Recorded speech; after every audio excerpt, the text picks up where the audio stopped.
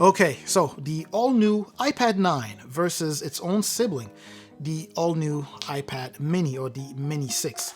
Which one should you go for? Let's go ahead and talk about this. Alright, as always, let's go ahead and do a quick price breakdown first, and keep in mind that you may find either one of these at a discounted price or be just back to the regular price. But anyway, the iPad 9 that we have here sells regular price $330 and is compatible with the first generation Apple Pencil that will run you about $100 if you decide to get one. So you're looking at a grand total of $430 for both the device itself, so the iPad 9, and also the first gen Apple Pencil. Now the mini here, the Mini 6 is going to run you $500, and that'll be just for the device. And then of course, if you want to grab the Apple Pencil second generation, this guy here will run you $130 for a grand total of $630 for these two here. Now, let's go ahead and talk about design. Let's jump onto design here. And as you can see, it's pretty much the same thing we are already familiar with. The iPad 9 looks exactly like the iPad 8, which looked like the iPad 7, which looked like the iPad 6. So it's that same solid build, and you're looking at 10.2 inches for the display there. It's a 10.2 inches IPS Retina display. You have the same physical features that include, of course, Touch ID, which seems to unlock the tablet faster than the iPad mini for that matter. Then you have the pins to connect the iPad 9 to the official keyboard. You do have a headphone jack here, which is a pretty nice thing. And it's not available on the iPad mini. Now at the bottom, of course, you have the speakers. You have a dual setup for the speakers. Not good placement, and I've said this a million times. If you're holding the tablet here, you're covering the sound coming out of it.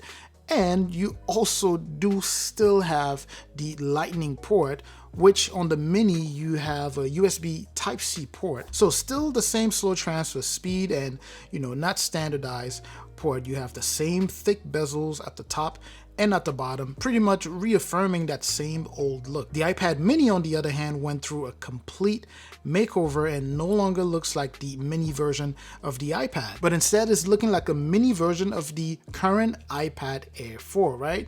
And it comes with a bunch of upgraded things. And I want to start off with the speakers, a quad speaker setup, except the reality is that you only have two speakers, right? One here and one on the other side. Just fantastic, just excellent for entertainment, gaming, and all that good stuff. Sound quality is just better and fuller, crispier than what you would find on the iPad 9. You also do still have Touch ID here, but this time around it's moved to the top. And on the iPad mini here, it is a fraction of a second delayed when compared to the iPad 9. So it still does work pretty well, except you have to rest your finger on it for a quick second before it unlocks. And as I mentioned not too long ago, you have a USB Type-C port on this guy here, and that is a major upgrade. I'm just going to put this there so that I can talk like this. So the USB Type-C is another major upgrade on the iPad mini here, meaning you'll be able to directly interact with a number of accessories using this tablet here. Now, let's talk display. Both devices are boasting IPS displays, and I found the overall user experience to be better on the iPad mini simply because image quality is sharper on there, and as I mentioned, the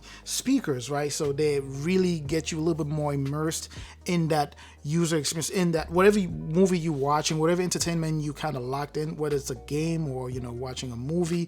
Nice speakers, sharper images, just make for a slightly better user experience than the iPad 9. Now, the iPad 9 is pushing a 10.2 inches screen with a resolution of 1620 by 2160, and the brightness can actually go as high as 500 nits. The mini, on the other hand, is pushing a resolution that is higher, right? So you have a resolution of 2266 by 1488, so a much higher resolution, but the brightness can also be pushed as up to 500 nits. And here's the catch though, because of the size of the mini, 8.3 inches for the display, it doesn't pop as much. Well, let me say that differently.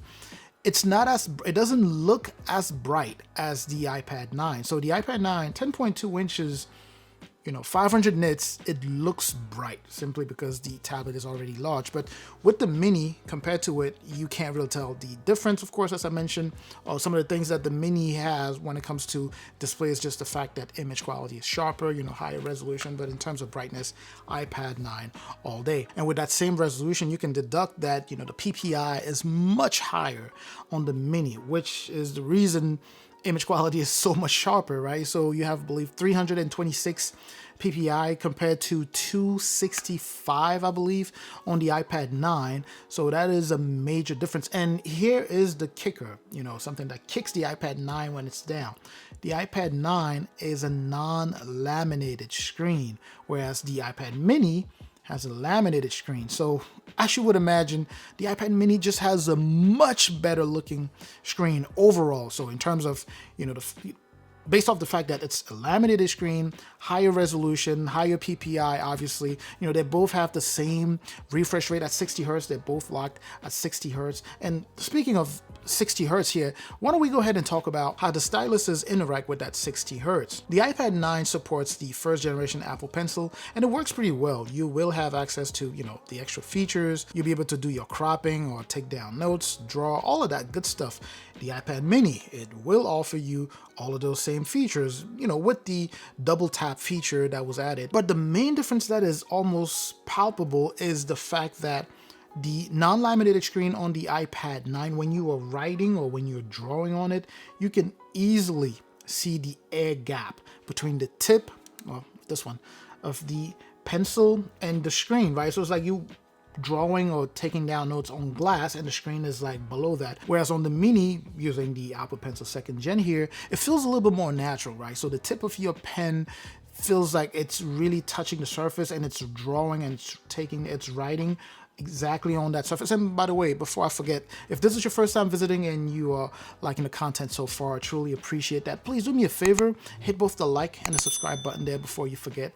I truly appreciate that. But anyway, so going back to this, so it feels a little bit more natural using the 2nd Gen pencil writing on that mini as opposed to the 1st generation pencil. Now, as far as additional specs go here, the iPad 9 is loaded with an A13 Bionic chip and coupled with 3 gigs of RAM along with 64 gigs of internal storage. So that's for the base storage. It does offer a pretty impressive GPU performance and you can do a great deal with it. The iPad mini is pushing an A15 Bionic chip coupled with 4 gigs of RAM and also 64 gigs of internal base storage. Now both tablets will be able to handle, day-to-day tasks, light, medium, heavy, level tasks.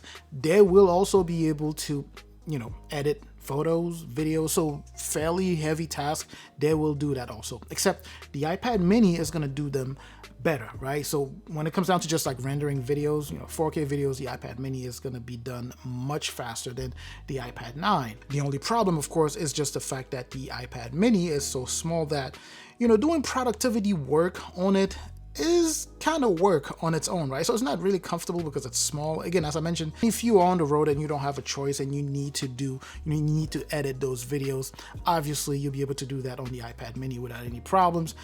It's powerful, it's plenty powerful for you to be able to get all of that done. But if I, despite the fact that the iPad 9 has an A13 Bionic chip, I would be, I would likely go with that when it comes down to just video editing simply because of the screen real estate, right? But that's just my personal user experience on it. Now, you won't notice much difference in performance between the two, when handling like light tasks. And I know I mentioned that both can do light, medium, and all that good stuff. You won't notice any difference for light stuff. You will always notice that the iPad mini is much better when it comes down to like heavy tasks. It's simply much more powerful than the iPad 9. Now, gaming is also great on the mini, especially because of the form factor, right? It's the smallest, easier to, to handle. It larger than the phone and smaller than the regular size tablet. So it's kind of like the perfect size if you are on the road and you need to catch up on your gaming. Now, they're both running iPadOS 15 and it's pretty fluid, very responsive, super snappy. It's generally a pretty snappy UI. So no complaints there. Now, when it comes down to cameras, the iPad 9 has an 8 megapixel, whereas the iPad mini has a 12 megapixel main camera along with a flash, which always comes in handy. So definitely better camera on the mini. But when it comes down to the selfie cameras, they both are sharing the same type of camera. So 12 megapixel ultra wide lens, you know, integrated with center stage, of course, which is, I've said it a million times, that is that really awesome feature where the lens adjusts, or the camera adjusts, to make sure that all the subjects during video call, I should say. So when you're doing video calls, if you're calling friends, family, coworkers, or whatever the case may be, when people are moving around, the camera just kind of moves and readjusts to make sure that everyone is in frame. It's a pretty cool feature. So you do have that available in either one of these two. Now, as far as battery goes, both are advertised for 10 hours, and that will be all based off of your type of usage. You know, obviously you could go maybe a little more or less depending on how you use it. I can only tell you that it will last you the whole day with just medium, at least in my case, just regular usage. It's been lasting me the whole day, and then I'll come home at the end of the day. I just plug that in, charge it for the next day. So in either case, there should be about the same battery life. Now, I actually want to stop here and give you my take. Either one of these tablets is just excellent, right? But it is important to mention that the iPad mini, I said it in my full review of the iPad mini, is a very targeted tablet. It's not for everyone. It's not, oh, I just need a small tablet and you go pick up this guy. It's $500, right? So it's not just anyone who just needs a small tablet or small form factor. I do think there are a lot of professionals out there who will find this to be, you know, super useful. In my full review of it, I talked about, you know, medical professionals, maybe doctors, you know, students, medical students, you know, during their rounds, taking down notes, learning from their attending, you know, jotting down notes and then just dropping them in the lab coat or in the jeans, whatever the case may be. I could definitely see those people using it. And of course, tons of people have talked about the fact that pilots use, I don't know what pilots use this thing for, but I can also tell you that maybe small business owners, right? If they need to track, make changes, update things, and they need something powerful to access whatever database, whatever they're working on, this would be a good tablet for that. Now, if you're a student, obviously, I would recommend this guy. That's just me. I feel like, you know, you have a larger display. If you're a student, you're on campus, you're outside a lot, you need something that is bright. This guy here outside is not as bright as this, you know, despite going up to 500 nits, it's still not as bright as, if you're a student, I think this is a very good tablet. In fact, this iPad 9 offers great value, right? Especially with the upgrades that it has seen. Sure, it's still that old look, but the fact that you have a 64 gigs base internal storage, you have a, you know, flagship camera during these times when all people are doing now is just video call each other. You know, that's a top-notch camera on there. You have an 813 Bionic chip, pretty powerful stuff. It can do a lot. This guy here it's perfect for students, you know. So if I were to recommend to just the general population, at least most of the general population and most students, it would be this guy.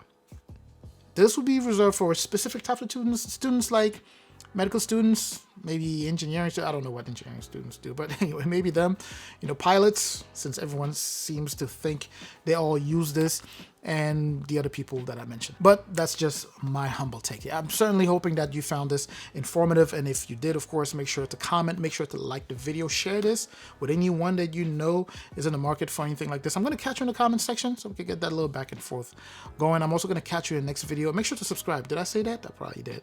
Make sure to subscribe. I'm going to catch you in the next video, and as always, of course, up until then, stay safe out there.